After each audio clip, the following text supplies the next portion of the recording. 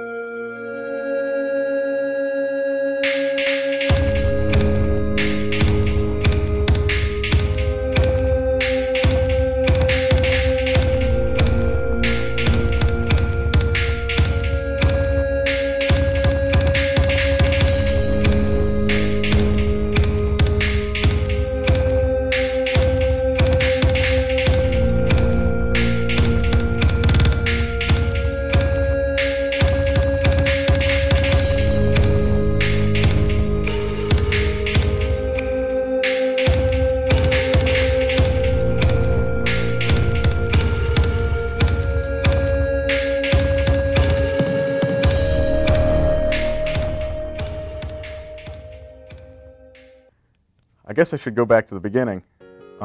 Back in 2002, me and my friend Kegan, around mid-September, were living in Des Moines, Iowa at the time. One day we were walking down the street. We passed our local cinema at the time, and we came across a movie called Barbershop.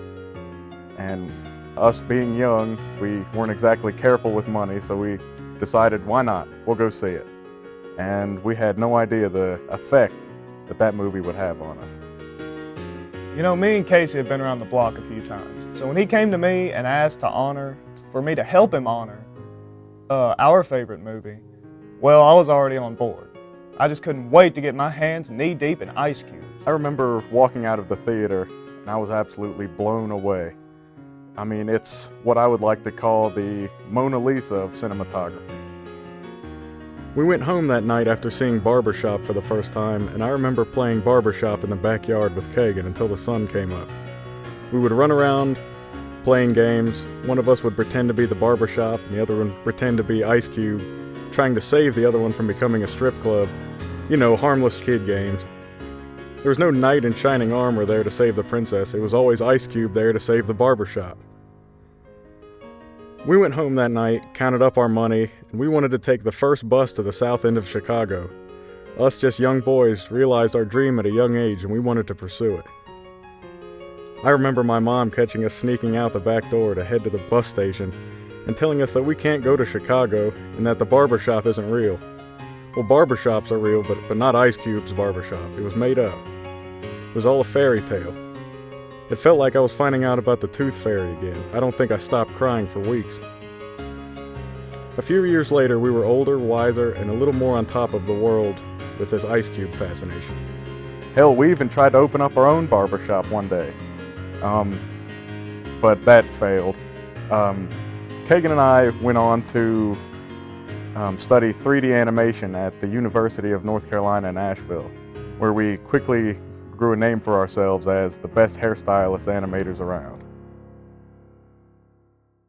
You know, when I told Kegan about this project, I knew he'd be on board because he's just as crazy for hairstylists as I am. Ice cubes, ice trays, iced tea, I like them all. I'm cube crazy.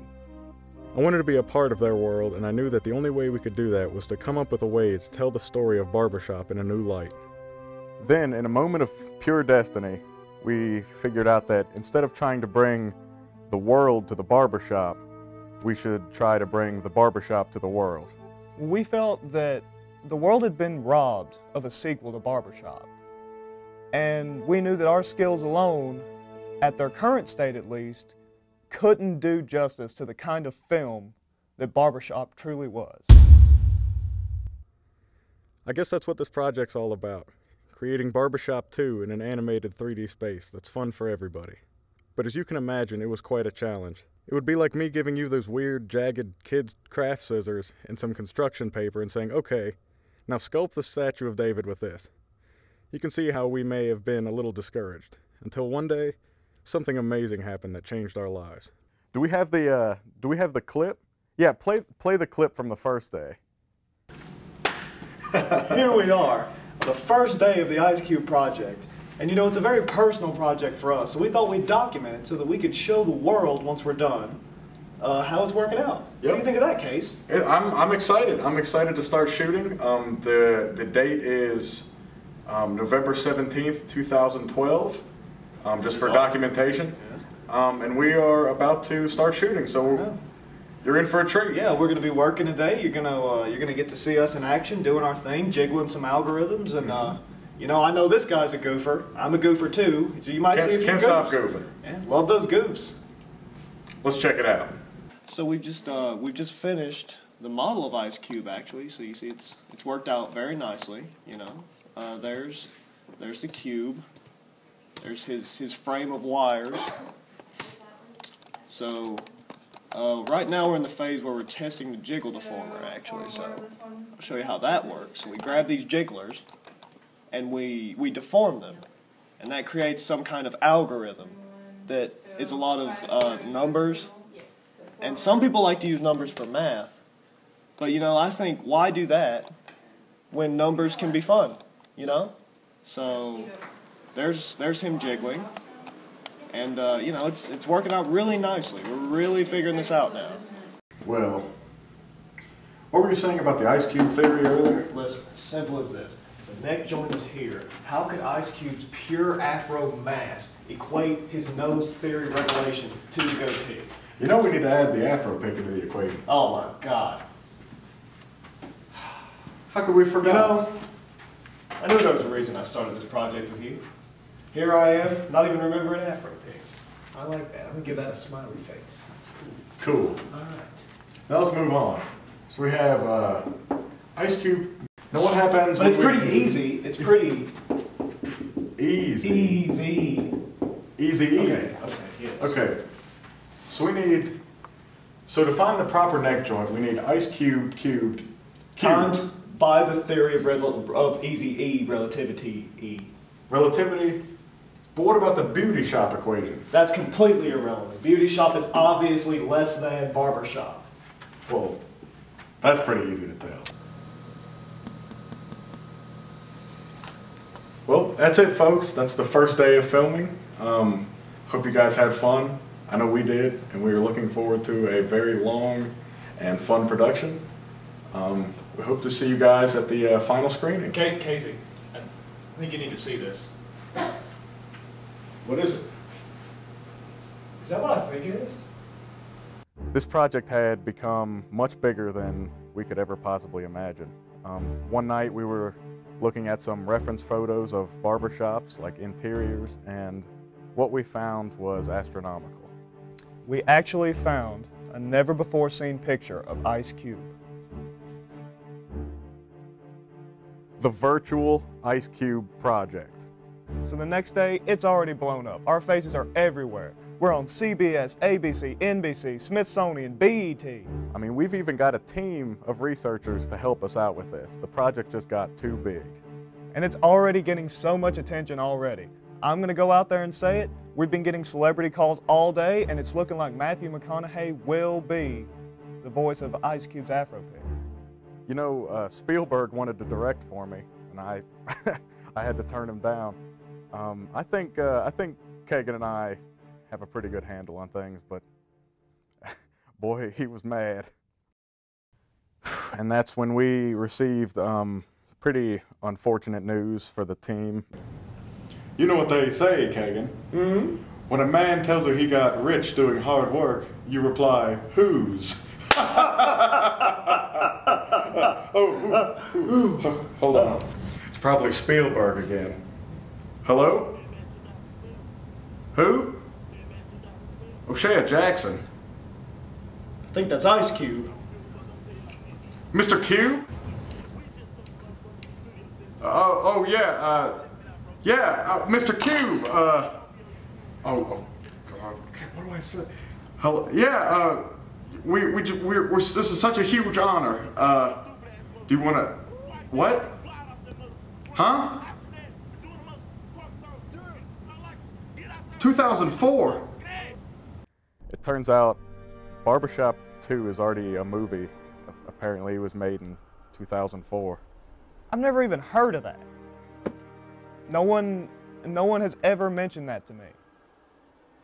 I thought all this time we were breaking ground, but I guess we were just breaking Ice Cube's heart. We were absolutely crushed when we found out that Barbershop 2 was already a movie. How did we not know? We got so caught up in the hustle and bustle of show business that we didn't have time to stop and smell the barbershop. Well, Barbershop 2 in this case. I think Casey took it the hardest, though. He spiraled into a deep depression. I remember sitting there thinking, was all this for nothing? What is the point of making the movie now? I remember just getting up and leaving. Where to? I don't know. I didn't want to know. But I knew in my heart that that was my last metaphorical haircut with my barbershop. I wandered the world, traveled here and there, trying to fill an ice cube-sized hole in my heart. I did miss my friend Kegan, though, my barber buddy.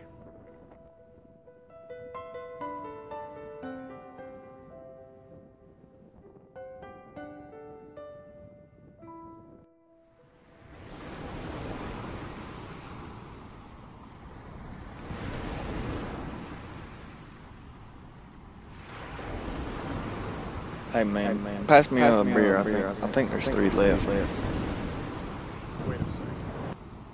And then it just came to me, a way that we could save all of our hard work. 3.